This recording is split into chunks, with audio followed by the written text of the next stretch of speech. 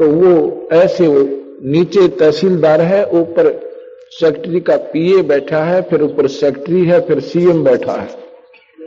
गांव वाले पूछते हैं भाई कैसे हैं वहां पर अधिकारी लोग, वो बताता है, कहते हैं तहसीलदार के सिर पे पीए बैठा है, पीए के सिर पे जो है मंत्री उसका सीएम बैठा है, सेक्रेटरी बैठा है, सेक्रेटरी के ऊपर कहते सिर पे सीएम बैठा है। अब वो समझाने वाला अनजान था, वो तो अपने हिसाब से सही बता रहा था, पर समझनिए चूक कर गए।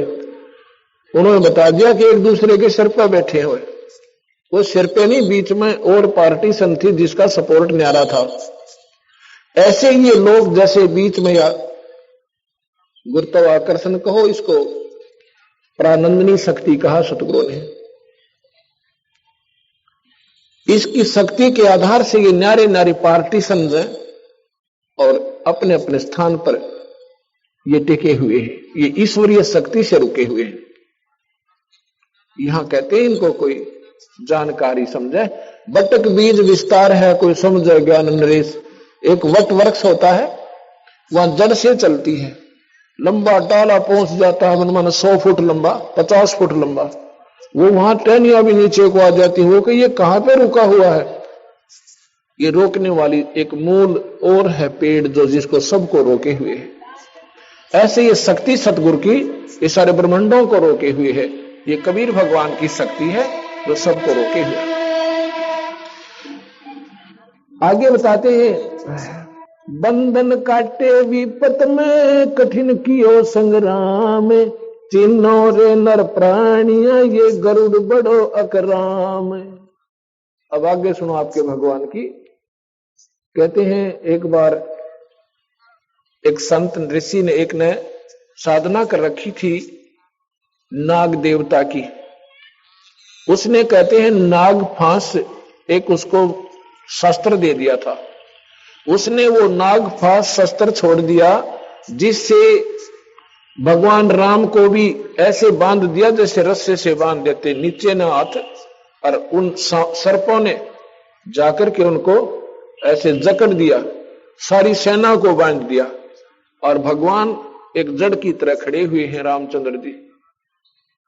तो फिर कहते हैं गरुड़ जी से पुकार करी, भगवान नाम न छुटवाइए, हमारी रक्षा करो गुरुदेव। जब गरुड़ ने जाकर वो नाग जो है ना खाए, वो बंधन काटे, जब राम मुक्त हुए, अब बंदी छोड़ कहते हैं चीनो रे नर प्राणिया, यो गरुड़ बड़ा राम, यो भगवान राम बड़ा हुआ कि ये गरुड़ जी बड़े हो गए उस पर। ये भगवान है पर ये पूर्ण नहीं है, ये 3 लोक के ईश्वर हैं। और ये जो कथाएं हैं भाई, ये काल के अधीन है।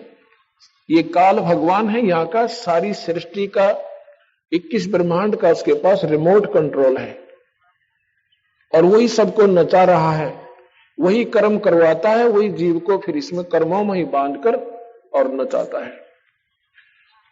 अब आप देखिएगा, एक समय की बात है, भगवान रामचंद्र जियों की पत्नी को रावण ने उठा लिया था, और भगवान को मालूम नहीं कि उसकी पत्नी ने कौन उठा ले गया। ये मत समझना भक्तजनों कि मैं भगवान राम का या कृष्ण का एक द्रोही हूं या उनकी निंदा करता हूं। ये सच्चाई के आधार पर आपको तुलनात्मक बताना पड़ रहा है, इसलिए मैंने जिक्र करना पड़ रहा है, क्योंकि ये श्रेष्ठ ज्ञान भी हमारे समाज में नहीं आया। 3 लोग का भी अगर सही मार्गदर्शन हो जाए तो कबीर साहब की भक्ति 2 मिनट में सारे संसार का समझ में आ जाए। इसलिए हमने ये जीरो से शुरू करनी पड़ रही है। इसलिए थोड़ा सा नए व्यक्तियों को ऐसा लगेगा कि ये महाराज जी शायद भगवानों के निंदक हैं। बिल्कुल नहीं, ज्यों की तो जो कह दी जा वह निंदा नहीं होती, उनके बारे में झूठ कपट मिलाना वो निंदा कहलाती है। भगवान राम को मालूम नहीं है कि सीता को कौन उठा लेगा, तो हम ये मन में प्रश्न आता था, किसी से पूछते थे जब हम कबीर पंथी नहीं थे। मैं तो इस सन 1988 में ये नाम लिया, और सन 1993 के लास्ट में यानी लगभग 9वें महीने में, सितंबर में गुरुदेव ने ऐसे तुरंत बुलाकर, 110-12 साल की आयु थी मेरे गुरुदेव की उस समय, और मैं तो अपना नौकरी करता था। बुला करके मुझे कहा कि आज के बाद तू नाम देगा। मेरे सिर पे हाथ धर दिया, मेरा पसीना आ गया सारे शरीर में कि मैं 2 कौड़ी का जीव और इतने पवित्र परमात्मा की मैं कैसे महिमा गा पाऊंगा। तो मैं उनकी आंखों से तरफ देख रहा हूं, वो भी जान गए कि ऐसा है, ऐसा महसूस कर रहे हैं। कहता मैं तेरे साथ रहूंगा, घबराइए मत ना, और सतगुरु की शक्ति आपके सिर पर रहेगी। जब मुझे थोड़ा सा हौसला हुआ, उसके बाद ये मैंने सन 1994 से प्रचार शुरू किया। उसके 94, 95, 96, 97, 98, 99, 2000, अब 2001 हो गया। अब ये 7-7.5 वर्ष में 1.5 लाख नई कबीरपंथी संगत हरियाणा जैसे राज्य में, 1.5 लाख 7 वर्ष में। क्योंकि आज कोई नादान नहीं है दुनिया, सब समझते हैं 2 रोटी खाते हैं, और शास्त्र सबके पास उपलब्ध। इनको पढ़ कर देखो, ये मत समझना कि मैं शास्त्रों के बोझ मरता हूं, इनको उठाए फिरता हूं, नहीं। ये तो आपके लिए कोई आकर खस्से और कहे जी आप झूठ बोल रहे हैं, ये शास्त्र उठा के दूंगा, ये पढ़ ले बीरा, मेरे से पीछे बात करना, ये आपके शास्त्र हैं। एक अंधा था, वो लालटन लिए फिरे, अंधेरे में लालटेन ले रखी उसने हाथ में। बच्चे आ जाते हैं कि बाबा, वो कहता भाई देखना देखना मुझे दिखाई नहीं दे रहा है। वो बच्चे कहते हैं बाबा तू लालटेन किस लिए ले रहा जब तूने दिखता ही नहीं। कहता है आप आंखों वालों के लिए कहीं मेरे में टक्कर ना मार दो तुम। ये लालटेन इसलिए ले रखा है तुम आंखों वालों के लिए, कहीं मेरे में टक्कर ना आ मारो। ये लालटेन रखी है मैंने, कोई मेरे से ना खस्सा, इनको पढ़ो, अपनी चांदना हो जाएगा अपने आप ही। तो प्रसंग जो चल रहा था, भगवान राम जो है हाहाकार मचा रहे हैं, पक्षियों से पशुओं से पूछ रहे हैं मेरी सीता देखी, मेरी सीता देखी। तो हम क्या करते थे, किसी से पूछते थे कि भगवान होकर के ये क्यों रो रहे थे, और क्या उनको मालूम नहीं था कि सीता कहां गई। फिर भगवान कैसे, मन में कहा नहीं करते कैसे थे, क्योंकि हम डरते थे कहीं पाप ना लग जाए। लेकिन शंका आती थी तो ऐसे कैसे, क्या भगवान को तो मालूम तो होगा। तो जो हमारा मार्गदर्शक होता था वो कहता नहीं, वो तो लीला कर रहे थे, यहां लाकर छोड़ देते थे, वो तो लीला कर रहे थे। हम स्वीकार कर लेते थे कि लीला कर रहे थे। किस लिए कि 33 करोड़ देवता रावण ने बंद कर रखे थे अपनी कैद में। जिन देवताओं की आप पूजा करते हैं उनको तो रावण ने बांध कर कैद में डाल रखा था, और इन ऐसायों की तुम पूजा करते हो भक्तजनों, ये बहन बेटियां भाई। क्योंकि हमारी पूजा ही ढंग की नहीं है तो हम पाएंगे क्या। नास्तिक होता जा रहा है समाज, भगवान का गुण मिलता नहीं, क्योंकि हमारी वे ऑफ वर्शिप ठीक नहीं है, हमारी पूजा की विधि ठीक नहीं है। अब यहां अब सतगुरु के ज्ञान की रोशनी में अब हमें दिखाई देने लगा सही कि वो लीला नहीं कर रहे थे, उनको ज्ञान ही नहीं था। लीला किस लिए करते थे कि 33 करोड़ देवता उसने छुटवाने थे भगवान ने। ये तो मान लेते भी लीला कर दी, सीता उठा ली, माता को उठाया, फिर लीला की आवश्यकता बहाना बन गया था, जाते गर्दन दबोच देता जाकर के। अगर बहाना ही बनाना था तो इतना बहुत था। फिर सीता कौन है, जैसे किसी की भैंस गुम हो जा या बकरी गुम हो जा, उसको ढूंढने कोई पूर्व दिशा में, कोई उत्तर दिशा में, कोई दक्षिण दिशा में, और किसी ने पा जा, कोई मुझे वहां मिल गई। ऐसे हीट एंड ट्रायल मेथड से सीता ढूंढी गई। हनुमान जी छलांग लगा के समुद्र पार कर गए, वहां सीता को ढूंढा और खोज के जब राम जी को बताया। ये लीला नहीं थी, ये तो मजबूरी थी, उन्हें ज्ञान ही नहीं था। इतना समय नहीं लगाते लीला में, पत्नी को तो और उठा ले जा, वहां लीला करता रहे पीछे से भगवान या कोई भी पति। वो भगवान ऐसा है थे क्योंकि इस काल के हाथ में रिमोट कंट्रोल है। जो 1000 भुजा का भगवान है, ये ब्रह्मा विष्णु महेश केवल 4 भुजा के हैं, और कबीर साहब असंख्य भुजा के, बिना गिनती के। 4 भुजा का प्रतीक समझो, 4 हॉर्स पावर। ये 4 हॉर्स पावर के समझो। इनकी माता है वो 8 हॉर्स पावर की है, उसकी 8 भुजा है। इनके पिता हैं 1000 हॉर्स पावर के, समझ लो। एक कंपेरेटिव एग्जाम देता हूं आपको, एग्जाम्पल देता हूं। और कबीर साहब पावर हाउस समझो, वो थर्मल प्लांट जहां से बिजली मैन्युफैक्चर होती है, बनती है। असंख्य भुजा है उस मालिक के, जहां से सारी शक्तियां बाहर आती है। उधर से भगवान शिव जी और पार्वती जी ऊपर से देख रहे हैं। पार्वती कहती है इस व्यक्ति को क्या दुख है, ये तरन तारन। तो भगवान शिव कहता है ये व्यक्ति नहीं है, ये भगवान है। वो कहती ये कैसा भगवान जब रो रहा है, मैं तो इसकी परीक्षा लूंगी। ये भगवान शिव कहते हैं तू नहीं जानती पार्वती, सती तू नहीं जानती देवी, मैं जानता हूं। ये विष्णु अवतार है और इनकी पत्नी उठा ली किसी ने, ये उसकी तलाश के, उसके वियोग में रो रहे हैं। तो पार्वती कहती है, वो देवी कहती है फिर भगवान रोता क्यों है? मैं इसकी परीक्षा लूंगी। तो शिव जी कहते हैं परीक्षा मत लेना। वो कहती अच्छा नहीं लूंगी। थोड़ी सी देर के बाद भगवान चले जाते हैं। भगवान आते हैं नीचे, शिव जी, और भगवान के चरण छूते हैं, प्रणाम करते हैं दोनों आपस में एक दूसरे को, और चले जाते हैं। पार्वती सोचती है कि ये शिव जी भी भोलानाथ है, ये वैसे किसी के चरण छू लेता है। ये तो ऐसे दशरथ पुत्र है, राजा का लड़का है, वियोग में रो रहा है। भगवान शिव अपना घूमने चले जाते हैं। पार्वती पीछे से, वो देवी जी पीछे से सीता रूप बनाती है। सीता रूप बना के भगवान के सामने खड़ी हो जाती है। उस समय भगवान राम कहते हैं हे दक्ष पुत्री माया, हे दक्ष की बेटी। तो भगवान ने कहां छोड़ आई शिव जी को, अकेली कैसे आ गई?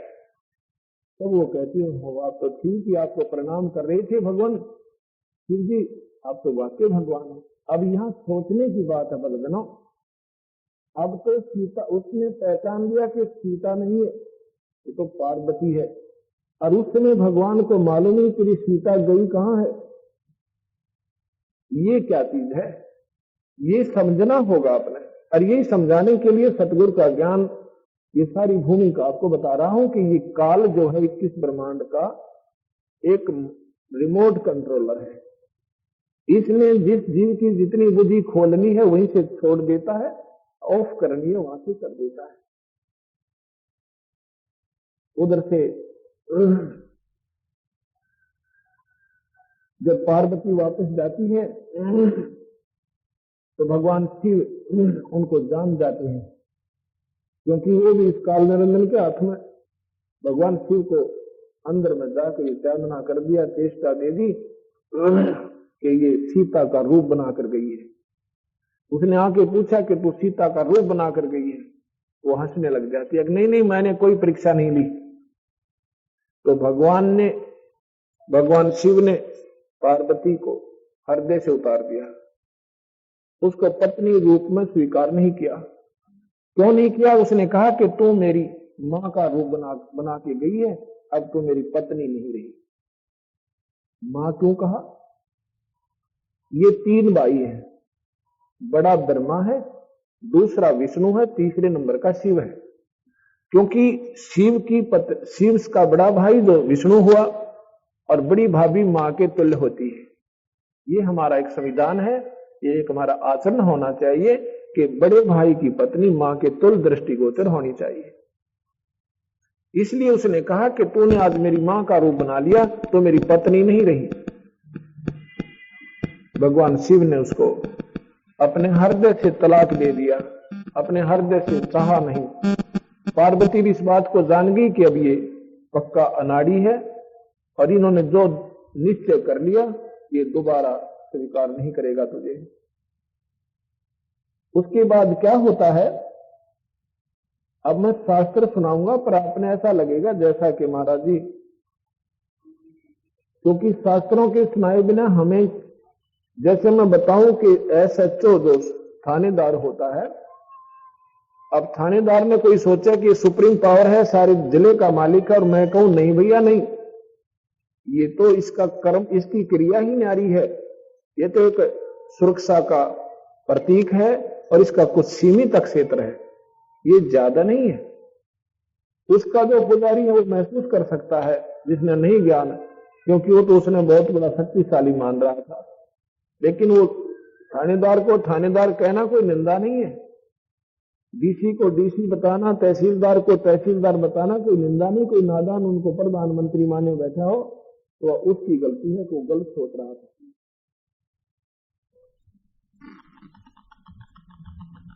उसके बाद वो देवी जो है सोच लेती है कि अब यहां दो तो घर में सदस्य हम और दोनों ही आपस में बोल नहीं रहे, तो मैं यहां से खिसक जाती हूं। अपने पति, अपने पिता राजा दक्ष के यहां आ जाती है। पार्वती ने जबरदस्ती यानी ऊपर से होकर माता पिता की आज्ञा के विपरीत शादी की थी भगवान शिव पर, क्योंकि उसके पिता राजा दक्ष कहते थे कि मैं इस शिव का शादी नहीं करूंगा अपनी बेटी की, क्योंकि ये तो गले में सर्प रखता है, राख लपेटे रहता है, इसको मैं शादी नहीं करूंगा। लेकिन पार्वती ने अपने हृदय से स्वीकार कर लिया था। नारद जी ने उनसे बता दिया था कि ये परमात्मा है, बेटी तेरा संयोगिनी से है, माई तेरा संयोगिनी से। तो उसने शिव को चिट्ठी लिख दी थी नारद के हाथ के, आप आ जाओ, मैं आपको वर वरूंगी। तो भगवान शिव चले गए थे, राजा दक्ष की नहीं बचाई थी, तो पार्वती ने उसको लड़की, उस देवी ने उनका माला डाल दी थी, यानी भगवान शिव ले आए थे पत्नी रूप में। उसके बाद राजा दक्ष ने उनको कभी नहीं बुलाया था, किसी भी अनुष्ठान में या कोई घर के घरेलू कोई ब्याह शादी में नहीं बुलाते थे, दोनों को रुष्ट हो गए थे। अब वो जो देवी है वो पार्वती समझो, वो वहां पहुंच जाती है राजा दक्ष के घर पर। उसमें वहां पर एक यज्ञ हवन चल रहा था, यज्ञ हो रहा था, राजा दक्ष ने की थी। तो उस राजा दक्ष को ये मालूम था मैंने भगवान शिव को नहीं बुलाना, वो रुष्ट होगा मेरे तक, और रुष्ट होगा तो यज्ञ में बाधक बनेगा, मेरी यज्ञ को खंड करेगा। इसके लिए भगवान विष्णु से और ब्रह्मा से विशेष प्रार्थना की थी कि मेरी यज्ञ आपके हाथ में संपूर्ण करानी, आप मेरी रक्षा कीजिए। दोनों के दोनों विराजमान थे उस यज्ञ में राजा दक्ष की सुरक्षा के लिए। उधर से जब वो देवी जाती है, वहां पर क्या कर रखा था कि जो रिश्तेदार, बहनों के बटेऊ, लड़कियों के बटेऊ यानी पति, वो जो आए हुए थे या कोई गणमान्य महापुरुष आए थे या कोई सिद्ध पुरुष ऋषि थे, और जो नहीं आए थे जिनको आमंत्रित किया हुआ था, उनके आसन लगा रखे थे न्यारे न्यारे, और जो रिश्तेदार नहीं आया था उसका हिस्सा सबके सम्मान न्यारा न्यारा उसके खाली स्थान पर, उसके आसन पर रखा जा रहा था। पूजा भी और उसके कपड़े भी, जो कुछ भी उसने वो पुरोहित आदेश देता था। लेकिन भगवान शिव का उसने देखा, देवी ने घूम कर चारों तरफ, भगवान शिव का ना कहीं आसन था और ना ही उनका हिस्सा निकाला हुआ था। इस बात से बहुत अक्षुब्ध हो जाती है देवी, बहुत नाराज हो जाती है, अपनी मां के पास जाती है, क्योंकि बेटी का मां के ऊपर ही जोर चला कर है। मां के पास जाके कहती, मां ये तुमने क्या कर रखा है, आपने अपने दामाद का ना कहीं हिस्सा रखा है ना उनका आसन दिया है, ये तुमने गलत किया है। अब मां कहती है, बेटी मैंने तेरे पिता से प्रार्थना की थी पर वो नहीं माना। वो कहता है इस लड़की ने मेरे साथ मजाक किया है, मेरी बेइज्जती करवाई है, मनमर्जी से शादी की है, अब मैं उनको ना बुलाऊं ना उनका हिस्सा रखूं। बेटी ना तो तू मानी मेरी बात, ना तेरा पिता मानता, अपने पिता से पूछो जाकर। राजा दक्ष के पास जाती है, पिताजी आपने अपने दामाद को आमंत्रित नहीं किया। तो राजा दक्ष कहता, तुझे किसने किया, तू क्यों आई यहां पे? ऐसा क्योंकि इससे हमें थोड़ी शिक्षा चाहिए कि हमने कभी भी किसी से अभद्र व्यवहार नहीं करना चाहिए। आगे थी बच्ची, कोई बात नहीं, प्यार से देते, कोई बात ना बेटा, अपना कारण बताते, प्यार से कहते। लेकिन कहा कि तू किसने बुलाई थी यहां पर, बिना बुलाए नहीं आना चाहिए किसी के यहां पर।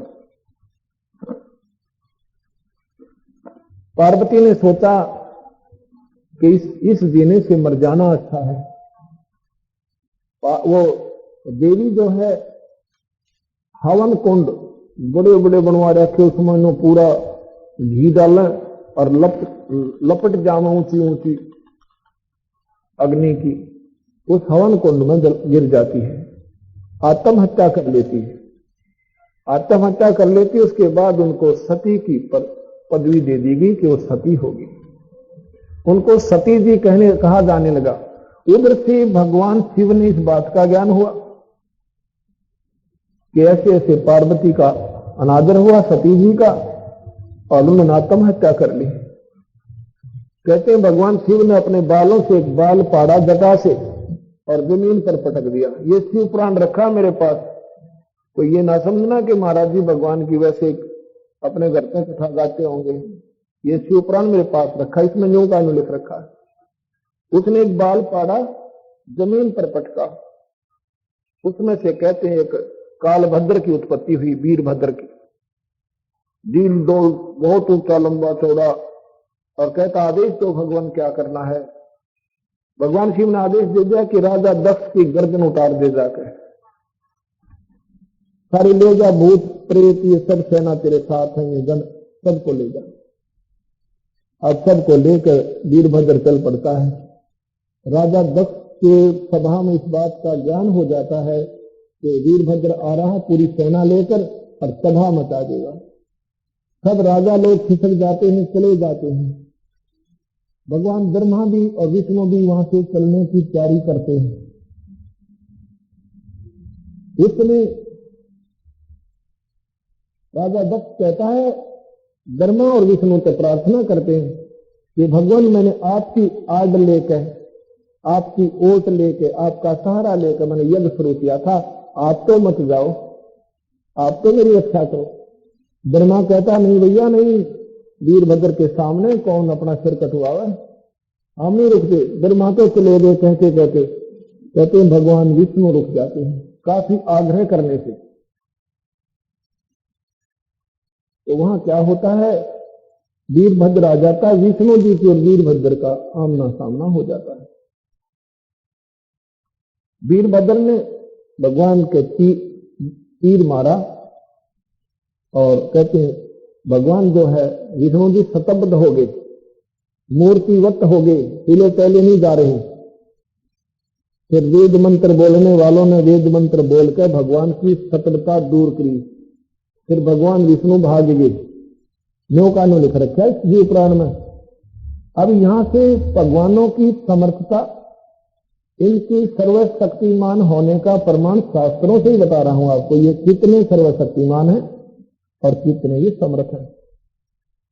ये तीन लोक के ईश्वर है, ये चार भुजा के भगवान है। इनमें जितनी शक्ति है आम जीव से ज्यादा है, क्योंकि ये परमात्मा है। आपको परमात्मा की परिभाषा बतानी पड़ेगी। परम माने श्रेष्ठ, उच्च आत्मा है। ये आम जीव से उच्च आत्मा है, श्रेष्ठ आत्मा है, उत्तम आत्मा है। इनमें दयालुता भी ज्यादा है, इनमें सहनशीलता भी ज्यादा हमारे आम जीव से, इसलिए इनको परमात्मा कहते हैं। श्रेष्ठ आत्मा, ऊंची ही आत्मा, उच्च आत्मा। और इसलिए इनको इन तीन विभागों के मालिक बनाया जाता है। जैसे IAS ऑफिसर होते हैं, उन्हीं को उस पदों पर रखा जाता है, अन्य को नहीं रखा जाता।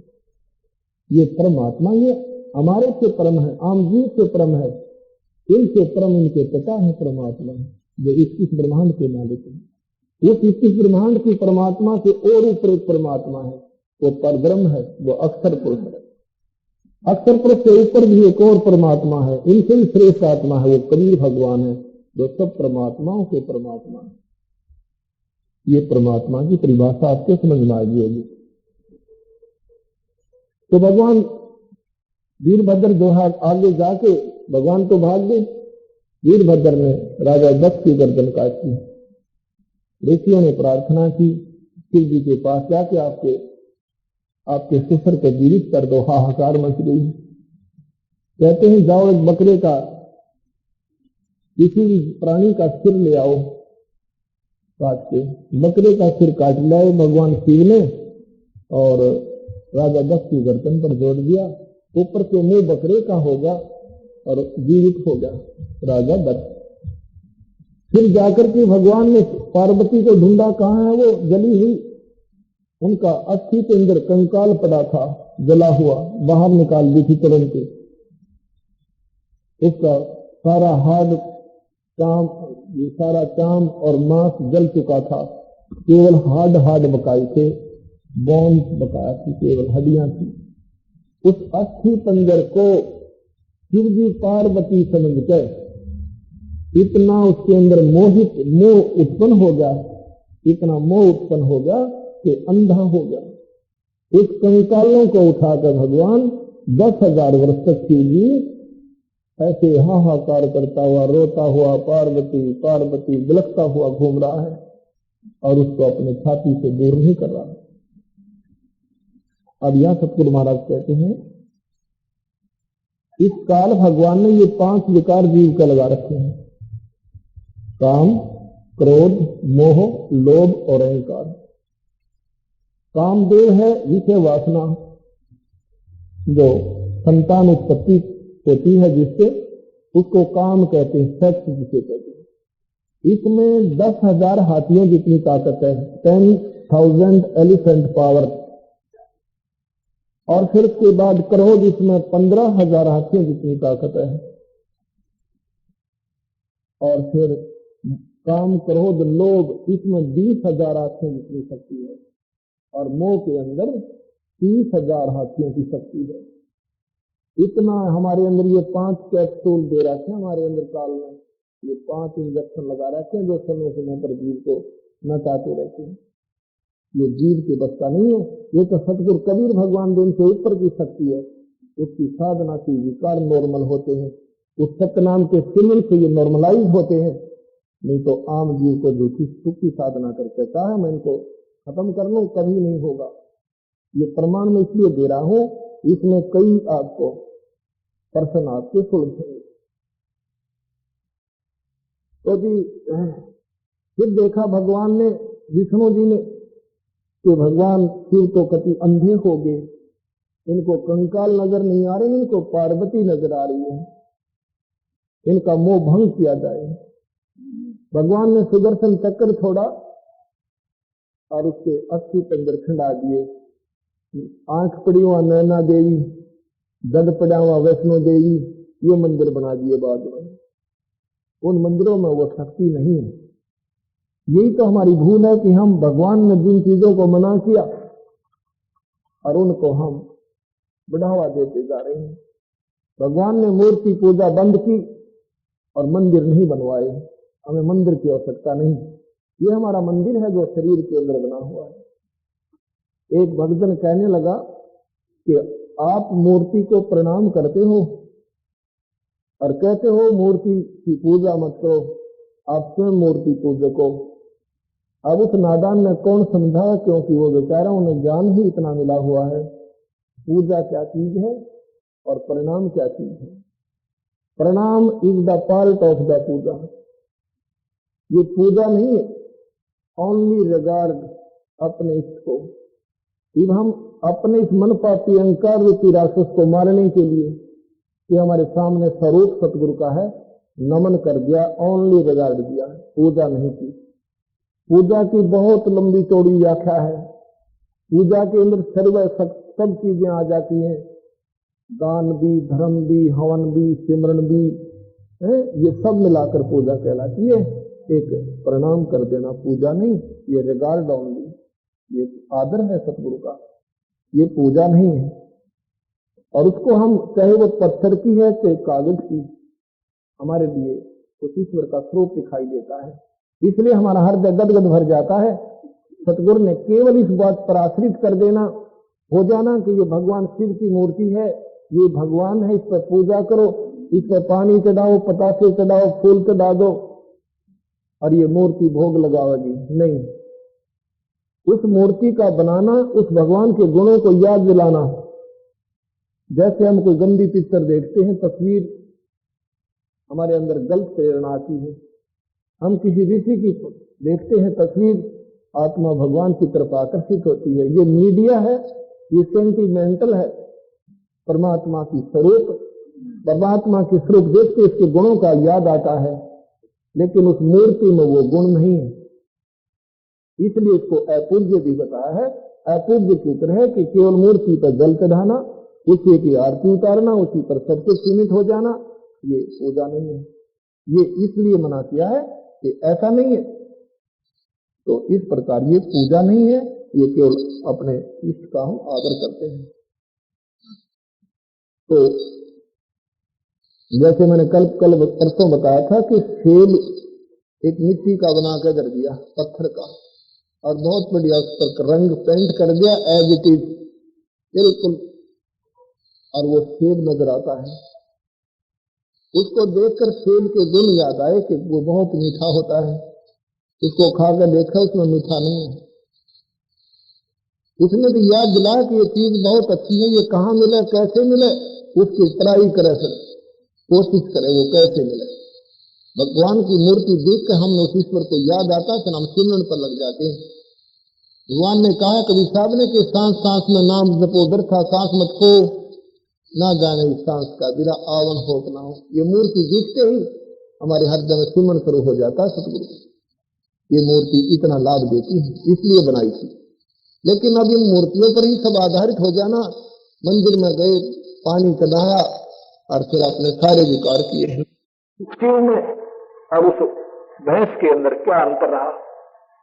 मोहवश वो भी अंधी होगी, उसने देखा नहीं कि ये भूस भरा हुआ है, इसको अपना बच्चा दिखाई दे रहा था। ऐसे ही भगवान शिव ने मोहवश अंधा होकर वो पार्वती कंकाल जो है वो पार्वती नजर आ रही थी। अब ये निंदा नहीं समझना, क्योंकि मैंने साथ साथ प्रार्थना करनी पड़ती है कि ना जाने जब भगवान का मोह भंग होता है, शिव का एकदम वो बहुत पश्चाताप करता है। उनने मन में क्या ठान लिया कि अब मैं इस शख्स को, इस कामदेव को खत्म करूंगा, यही मेरी दुर्गति का कारण बना। अगर शख्स नहीं होता, काम नहीं होता, तो मैं शादी नहीं करता, और शादी नहीं करता तो पार्वती का ये हाल नहीं होता और ये मेरी दुर्गति ना होती। उन्होंने 88,000 वर्ष तक अपना मेडिटेशन करके, मनन करके, आत्मचिंतन करके 88,000 वर्ष तक समाधि लगाई कैलाश पर्वत पर जाकर। उसके बाद उनकी समाधि टूटी और उनको हो गया कि मैंने कामदेव पर विजय पा ली। उनको पक्का विश्वास हो गया कि अब ना रही बांस, ना बजेगा बंसुरी। अब ये काल बहुत बली है, ये काल भगवान। कुछ दिन तो प्रसन्न रहा भगवान शिव। एक दिन उनके मन में प्रेरणा भर दी काल भगवान ने कि चलो भगवान विष्णु के पास चलते हैं। मैंने सुना है कि भगवान विष्णु ने, जब हमने सागर मंथन किया था, जहर निकला था। मैंने तो जहर पी लिया था, मुझे कोई होश नहीं बाद में क्या हुआ। सुना है कि देवताओं ने अमृत का कलश ले लिया था और भगवान विष्णु ने एक लड़की का रूप बनाकर, औरत का रूप बनाकर उनको मोहित करके मदहोश कर दिया था। तब देवताओं ने वो कलश छीन लिया था। उस रूप में भगवान बहुत सुंदर लगे होंगे, वो रूप देखना चाहिए। भगवान विष्णु के पास आ जाते हैं, आदर सम्मान हुआ, विराजमान हो गए। भगवान विष्णु कहते हैं आप बहुत दिनों में दर्शन दिए। तो कहते हैं मैं तो 88,000 वर्षों के बाद साधना करके आया हूं। अच्छा जी, बहुत अच्छा। क्या किया कि मैंने जो है अपने काम वासना पर काबू पा लिया, इंद्रियों को कंट्रोल कर लिया। विष्णु जी बोले तभी तो नजर नहीं आए बहुत दिन तक। कहा इसी कारण में गाया हुआ था। कुछ देर के बाद प्रश्न करते हैं भगवान। कहा विष्णु जी कहते बोलो मेरा एक जिज्ञासा है, मेरी एक प्रार्थना है। क्या कि आपने जब देवताओं से वो कलश छीना था अमृत का, सुना है आपने एक मोहिनी रूप बनाया था सुंदर लड़की का। कहाँ बनाया था? वो बना, वो मान नहीं रहे थे, वो लड़ने को तैयार हो गए थे। हम कमजोर थे, वो ज्यादा शक्तिशाली थे। तो आपने क्या किया था? आपने मोहिनी रूप बनाया था। अखा जी हे भगवान, वो मोहिनी रूप मुझे एक बार फिर दिखा दो, एक बार फिर बना के दिखाओ। मुझे तो याद नहीं, क्योंकि मैं तो नशा हो गया था मेरे को जहर का, और मैं नहीं देख सका ये सारी लीला। विष्णु कहने लगा भोलेनाथ, ये बार बार थोड़ा बनाया जाता, कोई समय था जो बनना पड़ गया, अब थोड़ा बनूंगा मैं। अब नहीं, मुझे एक बार वो रूप दिखाओ। अब नहीं तो मैं ये बैठा तेरे बार में आ गया, आपके द्वार से मैं तो उल्टा लिया।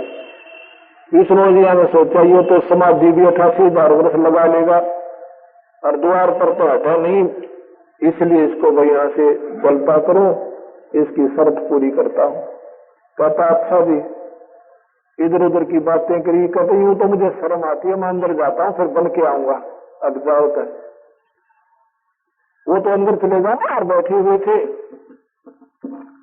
इतने में भगवान दूसरी तरफ जंगल में एक सुंदर लड़की के रूप में दिखाई देते, और भगवान भी शिव ने देखा इधर उधर कोई देख तो नहीं रहा है, उठ कर उस लड़की के पीछे भाग लिए।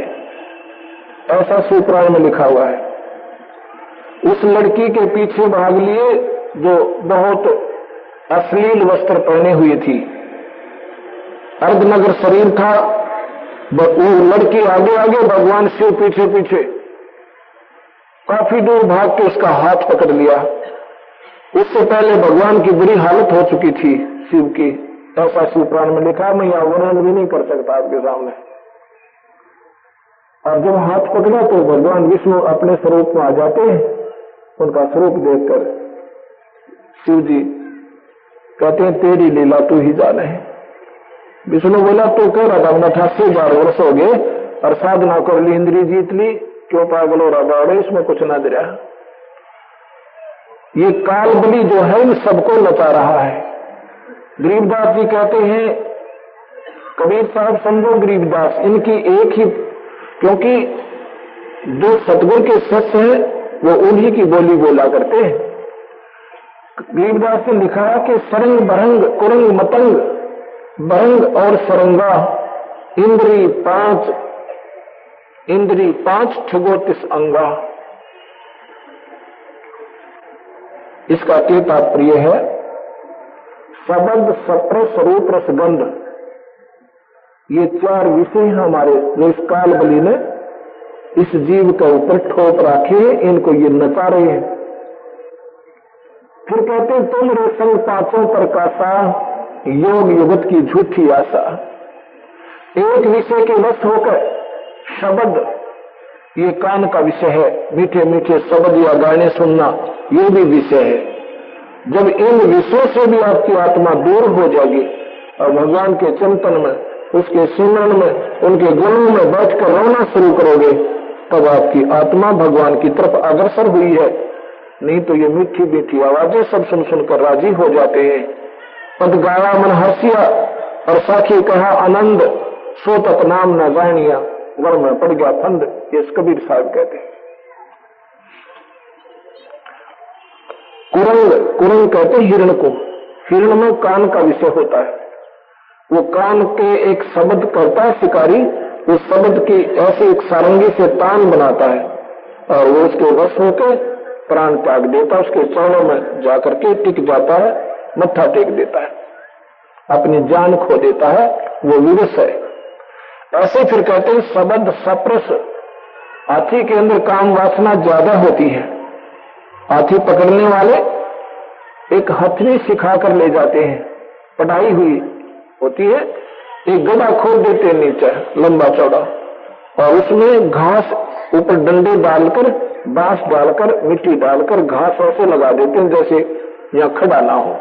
उस हथनी को हाथियों के झुंड में भेज देते हैं, वो हाथी के चारों तरफ स्पर्श करती है, उसको वासना जगाती है, फिर भाग लेती है। उसके पीछे 2-3 हाथी भाग लेते हैं। उस वहां आकर के अरे पकड़ने वाले ऊपर वृक्षों पर चढ़ जाते हैं, अपना दूर उनको दिखाई नहीं देते। हाथी अंधे होकर भाग लेते हैं। हथनी स्थान को बाईकाट कर जाती है, बाईपास करके, और सीधी फिर भाग लेती है। हाथी सीधे भागते हैं, वो सारे के सारे उस गड्ढे में गिर जाते हैं और फिर उनको नचाया जाता है, उसके वश हो गए। सबद सप्रस रूप रस, रूप है जैसे आपने पतंगे देखे होंगे दीपक पर जलकर मर जाते हैं, उनमें विषय होता है, उनको वो रूप विषय विवश होते हैं। रस जो है भौरा, रस है मछली। मछली जो है जीभ के कारण विवश हो जाती है। मछली पकड़ने वाला एक मांस का टुकड़ा और एक हुक में डालता है, लोहे के हुक में, कांटा कहते हैं उसे, और पानी में छोड़ देता है। वो नादान उसको खाने के लिए मुंह लगाती है, वो खींच देता है, उसके ऊपर उसके मुख में वो कांटा फंस जाता है और बाहर पटक देता उठा के, रस के कारण वो मर गई, जान खो दी।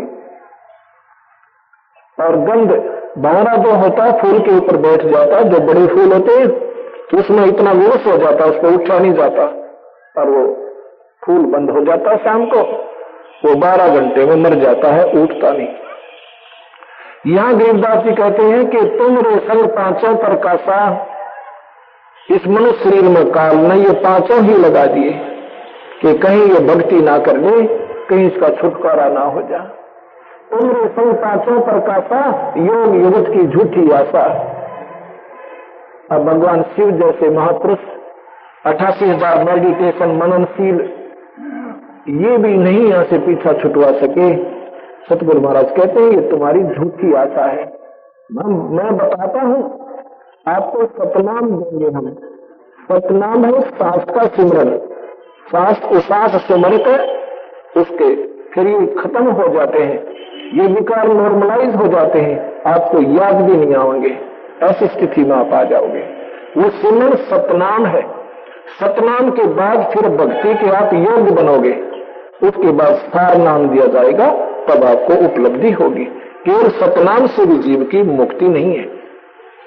सतनाम आपको भक्ति के योग करेगा, उस परमात्मा की प्राप्ति के योग होगे और फिर परमात्मा प्राप्ति का सार नाम मिलेगा। जब जाके हमारे कबीर भगवान की पूरी पद्धति होती है, यानी भक्ति का जो मार्ग है पूरा प्रशस्त होता है। जैसे जमीन से पानी निकालना है, जमीन से पानी निकालना है, ट्यूबवेल लगाना है, हैंडपंप लगाना है, उसके लिए क्या होता है, एक या तो ड्रिल मशीन से या ऐसे बोकी के द्वारा लोहे का एक पाइप सा होता है, उसके माध्यम से बार बार ऐसे बोकी लगाई जाती है। ये सांस उसांस रूपी बोकी सतनाम से लगाई जाएगी। वो क्या करेगी, पानी तक पाइप को पहुंचा देगी। बस उस बोकी का काम है पानी तक पहुंचा दिया, पानी बाहर नहीं आया। उसके लिए फिर मशीन बांधनी होती है, हैंडपंप की नारी, उसने फिर पानी बाहर किया। सतनाम आपको पार ब्रह्म के अंतिम छोर तक पहुंचा देगा। पार ब्रह्म के बाद हमने पूर्ण ब्रह्म के अंदर जाना है, वो लाभ लेना है, वो सार नाम रूपी हैंडपंप आपने और लेना होगा जब वो पूर्ण प्राप्ति होगी। इनकम, क्योंकि नाम जो है सतगुरु ने, नाम का ही आसरा, शब्द के सहारे जीव जाएगा। कोई न सोचे कि वैसे ही हो जाएगा, ऐसा नहीं। सतगुरु ने कहा है कि सांस सांस में नाम जपो, इसलिए कोई जपने का नाम है और सांस के ही द्वारा है। उसी का प्रमाण गरीबदास जी ने दिया, जो कबीर साहब ने डायरेक्ट उनको नाम दिया था। लिखा हुआ अपने शास्त्र में, गरीबदास जी ने, कबीर साहब ने धर्मदास को वही नाम दिया, सतनाम।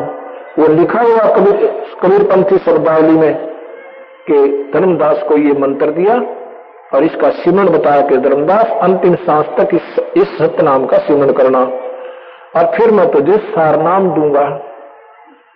ये सारनाम के योग्य बहुत कम प्राणी होते हैं, लेकिन सतनाम भी निष्फल नहीं जाता। मुक्ति नहीं होगी तो मनुष्य शरीर आपको अवश्य मिलता रहेगा। हो सकता फिर परमात्मा स्वयं आ जाए या हमारे जैसे जीव की ड्यूटी लाकर आपको फिर सुलझा जाए। तो इस प्रकार धर्मदास को कहा, धर्मदास तो लाख दुहाई, ये सार शब्द कई बार नहीं जाई। आम व्यक्ति को नहीं बताने योग्य होता।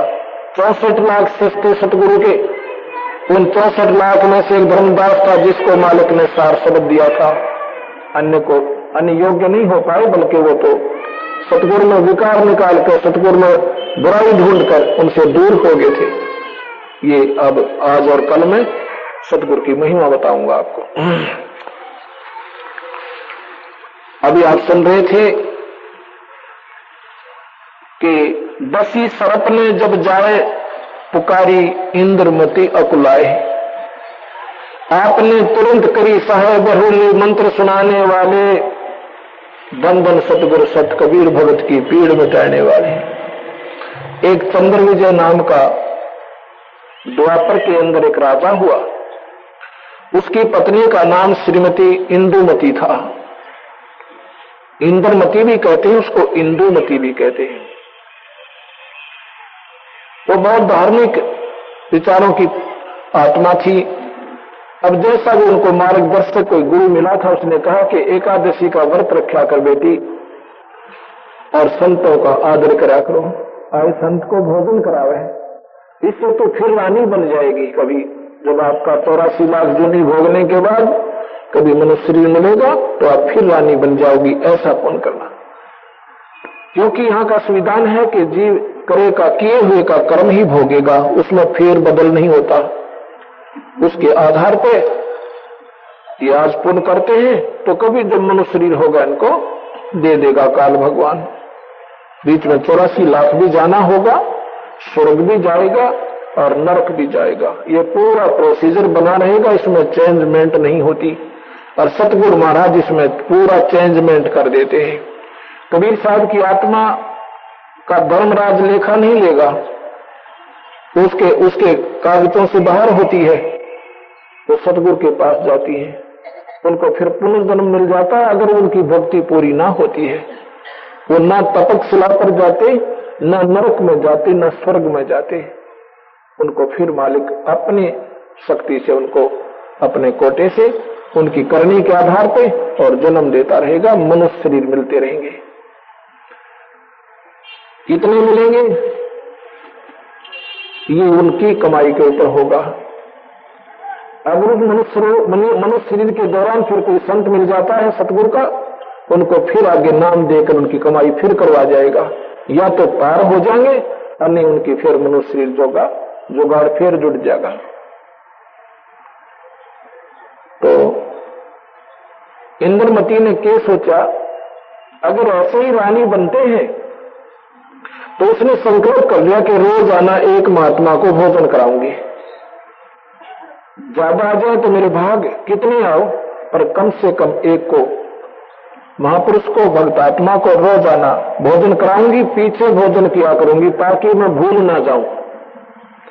उसने ऐसा ही सब आसपास अपना संतों से आमंत्रित करें, कोई रोजाना 100, कोई 200, कोई 5, कोई 20 रोजाना भोजन खाने आ जाते हैं। और बाद में रानी रोटी खाती है, भोजन पाती है। एक बार क्या होता है, कुंभ का मेला आ गया, ये सभी महात्माओं कुंभ नहाने चले गए और इंद्रमती को 3 दिन कोई संत नहीं मिला। रानी ने भी रोटी नहीं खाई। चौथे दिन अपनी बांदी से कहती है कि बांदी, हे दासी, अघां जी के चौबारे पर चढ़कर देखो कोई संत दिख जावे है। नहीं तो आज तेरी रानी मर जाएगी, तेरी रानी नहीं रहेगी, मेरे प्राण निकलने वाले हैं। जब बांदी ने ऊपर चढ़कर देखा तो कबीर भगवान, ये परमात्मा एक संत रूप में आने लग रहे हैं। सफेद कपड़ा, दाढ़ी बड़ी हुई, रानी से आकर कहती है कि एक बहुत ही अच्छी आत्मा, बहुत ही अच्छे साधु नजर आते हैं, पर हैं सफेद कपड़ों में, क्योंकि हमारे समाज में लाल कपड़ों को ज्यादा महत्व देते हैं कि गिरवे कपड़े हैं तो महात्मा है, अन्यथा नहीं। परमात्मा की शक्ति इस शरीर के ऊपर आडंबर से परिचित नहीं होती, वो तो कमाई से होती है। ये कपड़े से कैसे पहन लो, पैंट कमीज पहन लो और चौरा धोती कुर्ता बांध लो, अगर कमाई है तो है, नहीं तो जीरो है। तो लाल पहनो तो मारा 20 गाल ले, जटा रखाओ तो मत रखाओ, अगर करनी कमाई नाम की है तो वस्तु है, अन्यथा व्यर्थ है।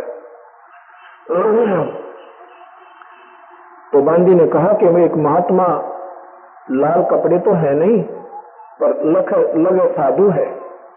वह कहती, रानी बोली जल्दी जा और प्रार्थना करके लाओ संत को। बांदी जाती है, प्रार्थना करती है, हे भगवान हमारी रानी आपको याद करती है, आप जरूर दर्शन दीजिए। सतगुरु कहते हैं आप कौन हैं? मैं उनकी बांदी हूं, दासी हूं।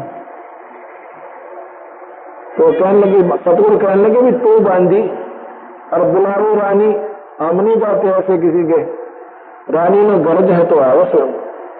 मैं वहां जाऊं और ऊपर से उसका राजा आजा कह दो, वो कहेगी मैं तो नहीं बुलाया, बांदी ने बुलाई थी, बुलाया था, मैं नहीं जाऊंगा ऐसे किसी के। रानी को गरज है और यहां पर आए। वो तो भाव देखना चाहते थे कि उसमें कुछ भाव भी है या वैसे भूखी मर रही है। रानी को जब ये पता चला, कहता बांदी बोली, बांदी मेरा हाथ पकड़ और जल्दी चल, चरणों पर रखूंगी, फिर किले से बाहर आ जाती है। सतगुरु खड़े हैं इंदुमती चरणों में, फिर उठती है, कहती हे मालिक आप तो कहते हो बुलाने आवे, मेरी हिम्मत नहीं है क्योंकि मैं 3 दिन से भूखी हूं। मेरा मन मानता अपने मालिक ने अपने कंधे पर बैठा कर ले जाऊं।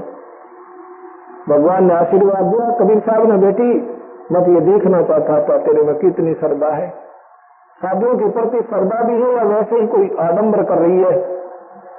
साधु भूखा भाव का, धन का भूखा ना, अर्जा को धन का भूखा, वो साधु भी को ना। अब चल बेटी, सतगुरु आ जाते हैं, खाना बनाती है और सतगुरु फिर परीक्षा लेते हैं। सामने भोजन अपने हाथों से बनाकर रानी ने रखा। सतगुरु ने कहा कि मैं भोजन नहीं खाता, मेरा शरीर भोजन खाने का नहीं है। तो वो रानी बोली जी मैं तो, मेरा तो काम व्यर्थ, मेरी तो जान जाएगी, मैं भोजन नहीं खाऊंगी। आप नहीं खाओगे तो मैं नहीं खाऊंगी। सतगुरु ने सोचा ला बेटी खाना भी खाएंगे। समर्थ इसी को कहते हैं, वो जो चाहे सो कर दे, उस पर कोई पाबंदी नहीं होती।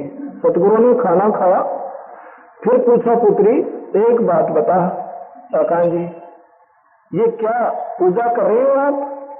कहते जी हमारे गुरु जी ने बताया है कि ऐसे ऐसे व्रत रखती हूँ, एकादशी का भी रखती हूँ, ऐसे साधुओं का भोजन कराती हूँ। कहते बेटी ये तो अच्छा है, साधुओं का भोजन कराना बहुत अच्छा है, क्योंकि इससे बहुत पुण्य होता है, पर आपकी मुक्ति तो नहीं हो सकती इससे। अगर मैं नाम जपती हूँ, मैं ओम मंत्र जपती हूँ, मेरे गुरु जी ने दे रखा है, बेटी ओम मंत्र से भी आप केवल स्वर्ग जाओगे, आपका जन्म मरण नहीं मिटेगा। वो कहती है महाराज जी ये जितने संत होते हैं ना, यही कमी है इनमें, अपनी अपनी बात को ऊपर रखते हैं, दूसरे को ये बिसराते हैं। सतगुरु बोले बेटी सराहना बिसराना वो करता है जिसमें कोई लालच हो, मैंने तेरे से कोई लालच नहीं है, और मैं तेरे आत्म कल्याण के लिए कहता हूं कि इतनी पुण्य आत्मा अब तू दौड़ हो रही है, ये साधना ठीक नहीं तेरी। वो कहती है नहीं महाराज जी मैंने गुरु बना रखा है। ठीक है बेटी, गुरु गुरु में भेद होता है, गुरु गुरु में अंतर होता है। एक तो टीचर है प्राइमरी क्लास का, एक 10वीं तक पढ़ावे, मैट्रिक तक। और बेटी आप जो है ना मैट्रिक ही करते रहोगे या आगे भी चलोगे? वो आपके गुरुदेव ने जो ज्ञान था जितना आपको दे दिया, आप उसके ऊपर पूरी खरी उतर गई। अब तुम पास होगे इस मैट्रिक में, अब उस पूर्ण परमात्मा की साधना करो, जैसे तेरा फिर जन्म मरण नहीं होगा, आप सतलोक चली जाओगे। कहते महाराज जी आप ऐसे मत कहो, मेरे गुरुदेव को बिसराहो मत, मुझे दुख होता है। और कहते हैं गुरु को बदलना नहीं चाहिए, पाप होता है। कबीर साहब कहने बेटी कोई बीमार व्यक्ति है और वो वैद्य के पास जाता है और उस वैद्य से उसको लाभ नहीं हो रहा, क्या दूसरे वैद्य से दवाई ले या नहीं ले? अगली तुरंत लेनी चाहिए। ऐसे ही ये गुरुदेव है। ये जन्म मरण के रोग का जो दीर्घ बीमारी आपको लगी हुई है, उनको काटने वाला कोई संत वैद्य मिल गया तो उससे अपनी दवाई लेनी चाहिए। जैसे वैद्य बदल लेना चाहिए ऐसे गुरु बदल लेना चाहिए, कोई पाप नहीं है। धर्मदास जी ने तो ये रूपदास गुरु बना रखा था, ये कबीर सागर प्रमाण है। उसके बाद सतगुरु का नाम लिया, तुरंत त्याग दिया और अपने आत्म कल्याण कराया। कोई पाप नहीं होता, ये हमारी भूल है। कहने लगे नहीं जी आप तो ऐसे ही कह रहे हो, क्योंकि हम रंग जाते हैं एक रंग में, हमारे उस भगवान की वाणी समझ नहीं आती है क्या कहना चाहते हैं। सतगुरु ने कहा बेटी बात सुन ले, ठीक है आज से तीसरे दिन तेरा काल आवेगा, तेरी आयु नहीं है 3 दिन के बाद, ओनली 3 डेज आपके बैलेंस है। अब जब मृत्यु का नंबर आवे ना जिंदगी की बंद अजीब की, फिर घबराई। अच्छा जी उसको मालूम था संत झूठ नहीं बोलते, ये तो ये बुलाइए बोलने पहले संत झूठ नहीं बोला करते, जितना ज्ञान था उतना ही बता दिया करते थे। वो जान गई कि निस्वार्थ साधु है। रानी ने 10 असरफी देना चाहा, सतगुरु ने हाथ जोड़ दिया, बेटी 2 रोटी खाता हूं बस, माया नहीं चाहिए मुझे। उसको ये भी दुख कि साधु खड़ा है, लोभी लालची नहीं है, झूठ बोलने का कोई इसका स्वार्थ भी नहीं बनता। फिर घबरा जाती है, क्या महाराज फिर मेरी 3 दिन के बाद आयु नहीं है? नहीं है, तुझे कोई नहीं बचा सकता, ना तेरा गुरु बचा सकता, ना तेरी साधना बचा सकती। मासा घटे ना तल बदे वेदना लिखे जो लेख, और सच्चा सतगुरु मेट कर ऊपर मार दे मेघ। ये कबीर भगवान का जो संत सही संत मिलेगा, उसके अंदर वो सतगुरु ईश्वरीय शक्ति, वो संत परमात्मा की शक्ति प्रवेश की जाती है दाता के द्वारा। वही सतगुरु का रूप समझो जो उनका पूर्ण संत होता है। कहते हैं सतगुरु कबीर भगवान ही इस दुख में मिटा सकते हैं, वो कर्म आयु में बढ़ा सकते हैं, कर्म के लेख मिटा सकते हैं, और काल के लिखे हुए लेखों को मिटा सकते हैं। ना ब्रह्मा मिटा सके, ना विष्णु, ना शिव, और तो शक्तिशाली कोई है ही कोई नहीं। तो कहती है मैं नाम ले लेती हूं जी। अगले फिर नाम लिया, उपदेश मंत्र दिया सतगुरु ने, कहा कि तीसरे दिन काल आएगा और मेरा स्वरूप बनाकर आएगा, बेटी इससे बात मत करना। ये नहीं है कि संता उसका आदर नहीं करना, अब मैं आदेश देता हूं अब नहीं करना, और फिर कोई भी आए तो खूब आदर करना संत का। ये लीला करी थी सतगुरु ने कि ये नादान आत्मा ये समझ ले कि तेरी मृत्यु नहीं थी, संत वैसे ही कहकर चले गए और मैं मरी भी नहीं, लेकिन उसने मरना था। सतगुरु ने नाम दिया था, वो नहीं भी मरती, लेकिन उसका यकीन नहीं होता, श्रद्धा नहीं बनती सतगुरु में। क्या होता है तीसरे दिन सतगुरु के रूप में ये काल आता है, जो गीता में कहता मैं सबने खाऊंगा किसी ने ना छोड़ू, वो काल, वो निराकार शक्ति सतगुरु का रूप बनाकर आता है। अब रानी तो उंगलियों पर गिन रही थी कि आज 30 दिन है, मेरी मृत्यु होगी, होनी थी, अब नहीं होगी, क्योंकि गुरु के वचन का विश्वास भी था कि नहीं होगी। और उसी समय आवाज देते हैं सतगुरु के रूप में काल भगवान, इंद्रमती एकदम देखा कि सतगुरु आ गए।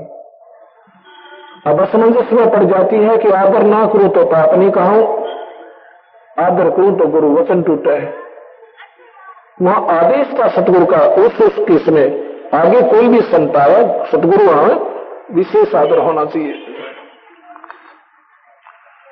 तो वो क्या करती है, कहा था बेटी ये सिमरन करते रहना जो मैंने तुझे दिया 2 मिनट, उसके बाद उसका स्वरूप देखना।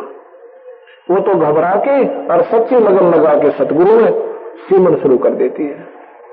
सामने देखता है शरीर, उसका शरीर चेंज हो गया, उसका असली स्वरूप सामने काल का आ गया, मंत्र के प्रभाव से, नाम के प्रभाव से। काल ने जब अपना स्वरूप देखा कि इसमें तो तेरे इसके पास कोई अजब शक्ति है, कहता है कि आज तो तू बच गई, तुझे फिर देखूंगा। ये कह के काल अंतर्ध्यान हो जाता है। रानी ने खुशी मनाई, राजा को बताया कि आज मेरी मृत्यु थी, मेरे गुरुदेव की कृपा से मैं नहीं मरी, आज काल आया था मेरा, वापिस आ गया। राजा नहीं मानता था, वो थोड़ा सा, क्यों जिसमें कोई अमल है ना वो गुट्टी सुट्टी डाया करता। क्यों राजा लोग थे, सामने पी कर सो जाता, उसमें क्या भगवान की आवश्यकता थी। अच्छी मौज मार रहा था, लेकिन ये मौज थोड़े से दिन की है, ज्यादा नहीं है। फिर गधा बना कुत्ता बना हुआ मौज खत्म हो जाती है। उस मौज को बनाए रखने के लिए ये व्यसन त्यागने होंगे और ईश्वर के पूर्ण संत का सहारा लेना होगा। तो राजा कहता तू तो पागल होली और तुझे दिखाई नहीं देता गुरुजी हर समय, तू मर जाती जीती कैसी हो सकता है कभी। रानी का तेरी समझ में ना आए, तुम अभी राज के चक्कर में है। वापस आ गई, अपने बांधियों को, नौकरों को, सबको बताती आज मैं मर जाती, मेरे गुरुजी ने मेरी आयु बढ़ा दी। ये निश्चिंत होकर लेट जाती है। काल ने दाव लगाया, शाम को एक सर्प का रूप बनाया, इंद्रमती के पैर में काट दिया। जब उसको काटा एक दिन शोर मचाया, मैं डस ली, सर्प ने खा ली, भागो। तो सैनिक भागे आते हैं, पहरेदार आते हैं, देखते हैं ऐसा मोटा सर्प और नीचे मोरी मां से और किले से बाहर निकल जाता मकान से। देखा उन्होंने जाता हुआ, रानी अपने सतगुरुदेव को पुकार कर बेहोश हो जाती है, मर जाती है। राजा इकट्ठा होगा, सब आगे, इतने में सतगुरु महाराज प्रकट हो जाते हैं। कबीर साहब इंद्रमती का जहर उतार कर उसको जीवित कर दिया। बोल सतगुरुदेव की जय। इंद्रमती ने जब भगवान कबीर साहब को देखा, उसके चरणों में चपट गई, बहुत रोई है, दाता मेरा कोई अहोभाग्य था आपके दर्शन हुए, अगर आप परसों मुझे नहीं मिलते, आप दाता में नहीं थी, आप सत्य कह रहे थे। सतगुरु बोले बेटी मैं इस काल को आने भी नहीं देता, ये घटना भी नहीं घटने देता, पर तेरा विश्वास नहीं बनना था मेरे प्रति। तो ये सोचती कि झूठ बोल गए महाराज जी, मैंने मरना ही नहीं था। सतगुरु टाल भी सकते थे और नहीं आने देते, पर अब तुझे विश्वास बन गया। नो बोलू जी 100 का 100 100% आप मेरे मालिक, मैं आपकी बेटी। ऐसे सतगुरु का आना जाना बना रहा।